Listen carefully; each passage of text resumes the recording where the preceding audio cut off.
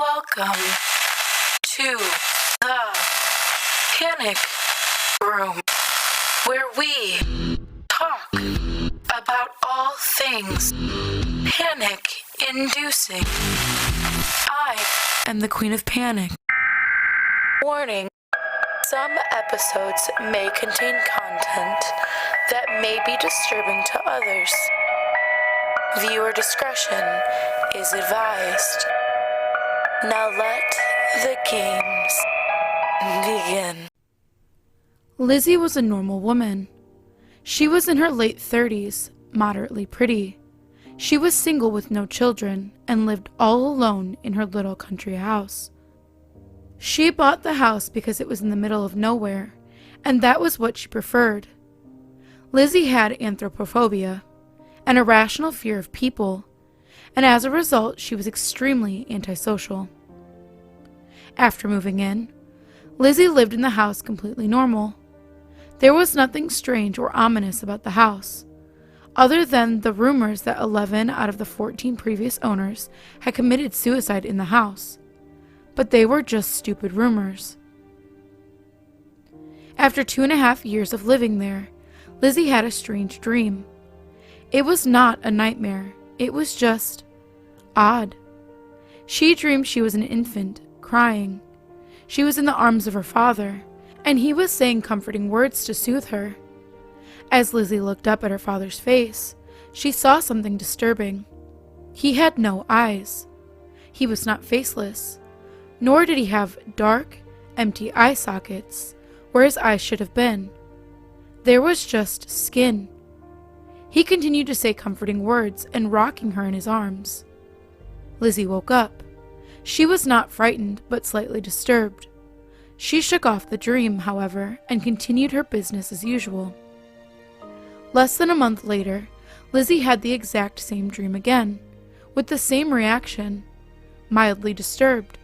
She continued her life without further thought or concern. 4 weeks later, she had the dream again. The next time only took 2.5 weeks to occur. 1 week, 6 days, 4 days, 2 days. Then the dream became a nightly occurrence for Lizzie. By now, she was genuinely scared. She began to dread going to sleep each night, afraid of having the dream. The dream itself was no more frightening than it originally was, but Lizzie was definitely afraid.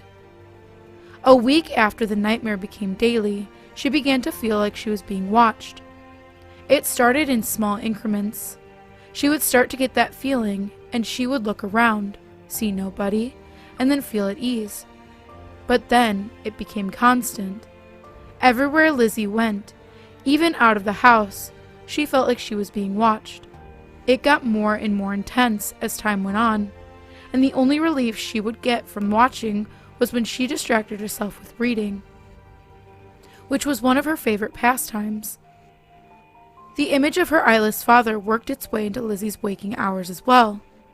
Whenever she closed her eyes, even for a moment, she saw it. His unmoving face haunted her every hour of the day. She eventually refused to blink, in fear of seeing his face again. It was nearly impossible, but she tried to keep her eyes open all the time. She lost sleep, sometimes staying awake all night. She went broke, spending most of her money on coffee to stay awake. Still, the eyeless face continued watching. Always watching. One night, Lizzie was sitting at her kitchen table, desperately trying to stay awake and not blink. She began to doze off, and her eyes closed.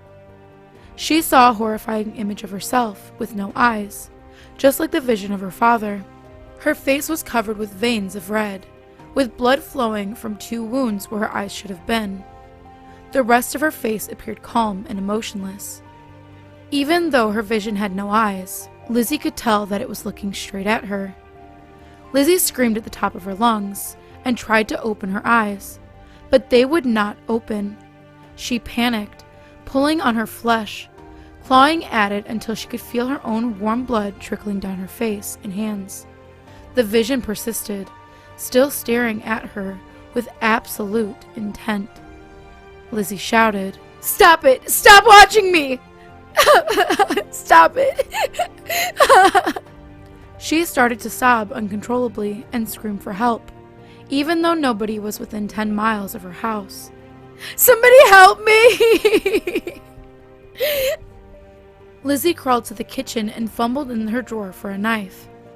She angrily thrust the knife into her right eye. The eyeless, bloodied face of herself continued to watch her, unwavering. She slid the knife out and shoved the knife into her left eye and twisted it, hard. The face continued watching. Stop watching me! Screamed Lizzie. She shoved the knife into her chest and fell forward, cold, covered with blood, and finally free from the watching. John was just a normal guy. He was in his 50s when he moved into this little country house. There was nothing strange or ominous about the house, other than the rumors that 12 out of the 15 previous owners had committed suicide in the house. But they were just stupid rumors.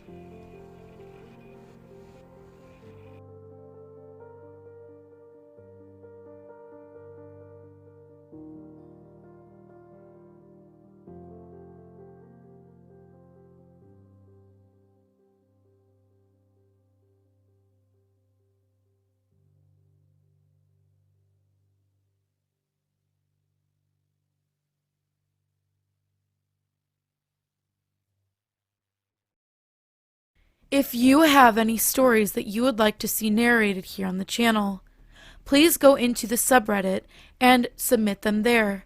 The link is in the description. Also, we do have a Discord now.